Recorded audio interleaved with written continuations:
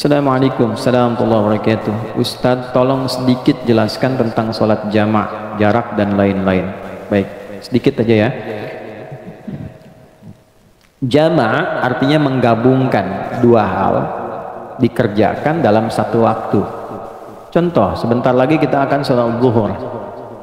Setelah zuhur ada waktu asar, maka ada jama' menggabungkan zuhur dengan asar. Jika saya gabungkan asar ke zuhur, dikerjakan di waktu zuhur, maka diawalkan.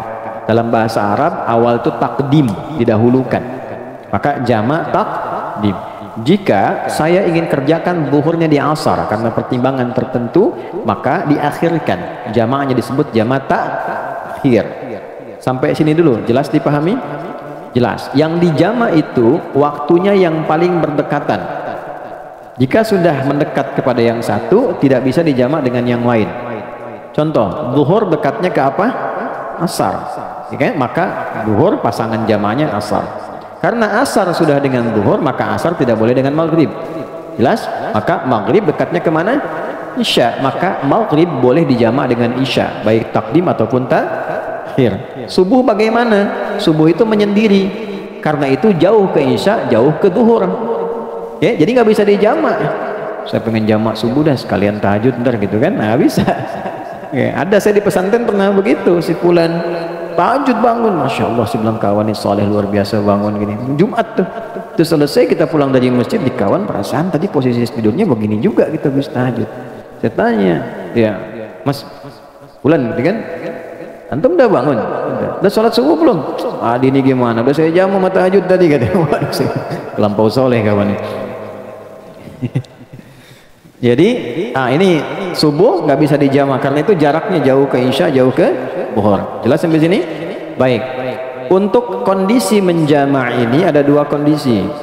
Satu kondisi yang disebut masafah, jarak yang terjadi dalam perjalanan. Mau menempuh perjalanan, jaraknya cukup jauh. Jarak ini dulu jauh itu diukurnya dengan batasan farsah. Ukuran batasan jarak kurang lebih 3 farsah. Kalau di kilometerkan kurang lebih 80 atau 82 kilometer untuk sekarang. Jadi setiap perjalanan yang melewati batas itu dengan jarak itu disebut safar namanya. Ya, kalau dari sini mau ke warung bukan safar, ya itu dahab. Kemana akhi? Safar dulu, man warung depan. Itu bukan safar. Safar itu minimal jaraknya berapa? 80 atau 82 kilo. Ini masafah. Yang kedua masyaqqah. Ya, masyaqqah bukan masako.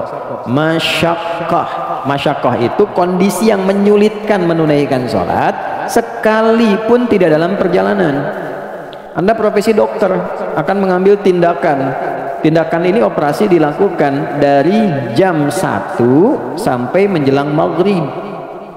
Oke, sampai jam 6 misalnya. Baik, maka kita kan tidak safar, tindakan dilakukan. Ini akan melewati asar. Maka kedepankan asar, tunaikan pada waktu zuhur. Jelas? Walaupun tidak ada safar. Ya, tidak boleh nanti misalnya saya pamit dulu nih waktu operasi, begitu dibuka jantung dibuka, Allahu Akbar, bentar ya, adzan dulu, salat dulu, ntar balik lagi. Nah, itu nggak boleh. Ya, jadi itu yang disebut masyaqqah. Nah, ada yang kemudian menganalisis ulama, jarak itu pun harus dilihat masyaqqahnya juga. Karena dulu 80 kilo pakai unta. Kan? Atau jalan kaki, unta kecepatan berapa?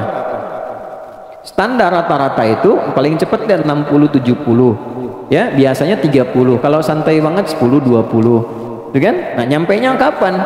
Antum dari sini mau ke Bandung pakai unta. Kan? Nyampainya kapan? Kan? Tapi kalau Anda gunakan kendaraan kan bisa lebih cepat. Kadang-kadang tiba lebih cepat dari sebelum waktunya. Maka ada ulama yang melihat tetap masyaqqah itu didahulukan daripada masafah. Jadi kalaupun jaraknya ada tapi masyaqqahnya tidak mendukung, ya tetap yang didahulukan adalah kadar kesulitannya. Tapi ada ulama yang tekstual, yang penting jarak, kalau sudah terpenuhi ya sudah, hadiah dari Allah. Gitu. Nah, ini tinggal silahkan aja dalilnya ada, mana pilih yang paling gampang. Ya. Ada lagi kondisi yang tidak ada masafah, masyaqqah juga ringan, tapi kondisi cuaca. Misal Anda biasa ke masjid nih, ya jamaah maghrib sudah ke masjid, tiba-tiba mau isya hujan besar begitu, geledeknya di mana-mana, ya kan? Nah, itu boleh dijamak seketika juga. Jamak sama dengan isya, lalu pulang isya nggak ke masjid lagi. itu sudah masuk, itu sah, boleh dilakukan. Itu ada hadisnya juga yang tersambung dalam riwayat Madzhab Maliki, itu dijelaskan dengan sangat detail. Kemudian kalau zuhur berapa rakaat? 4. Asar berapa rakaat? 4. Kalau saya jamak, dahulukan asar, takdim ke zuhur, ditunaikan 4-4, maka disebutnya namanya jamak kamil, sempurna, 4 rakaat. Jelas ya? Yang kedua, ada kondisi ini saya sedang nunggu nih pesawat, saya mau berangkat, sudah di Halim atau di Soekarno-Hatta, nunggu. Kalau saya paksakan 4, saya ketinggalan pesawat, ya, maka apa yang terjadi? Ya, wa idza darabtum fil ardi falaysa 'alaikum junahun an taqsuru minas shalah. Quran surah keempat ayat 101.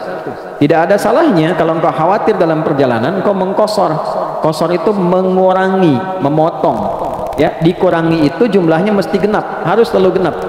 Jadi yang ganjil nggak bisa dipotong, dibagi 2. Ya, zuhur jumlahnya berapa? 4, bagi 2 berapa? 2. Hasilnya harus genap, paling minimal 2. Boleh. Ya, maghrib berapa rakaat? 3. Bisa nggak dibagi 2? Tidak bisa. Jadi nggak bisa dikosor maghrib, nggak ada 1,5. Oke, subuh berapa? 2. Sudah batas minimal, nggak bisa dikosor lagi. Udah 2 dikurangin lagi gitu kan? Nggak bisa. Ya, dan akhirnya pun jadi ganjil 1 kan? Maka jumlahnya yang bisa dikosor cuma 3 waktu, zuhur, asar, dan isya.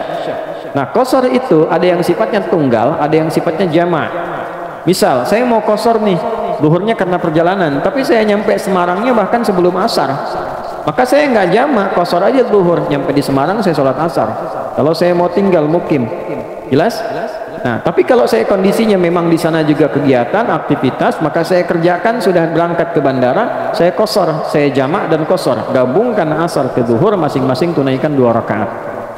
Saya hadir di sini mengajar, saya kan lagi pergi nih, safar, jalan. Di sini saya ikut dengan Anda mukim tinggal di sini, maka zuhur saya jadi imam misalnya, saya tunaikan zuhur 4 rakaat, saya kosor asarnya 2. Itu namanya jamak kamil dan kosor. Ya, kamilnya untuk yang zuhur, kosornya untuk yang asar. Paham sampai sini? Paham ya? Nah, apalagi misalnya nanti karena permintaannya sedikit, Ustaz tolong sedikit jelaskan. Nah, itu yang sedikit sudah saya sampaikan. Wallahu a'lam bishawab.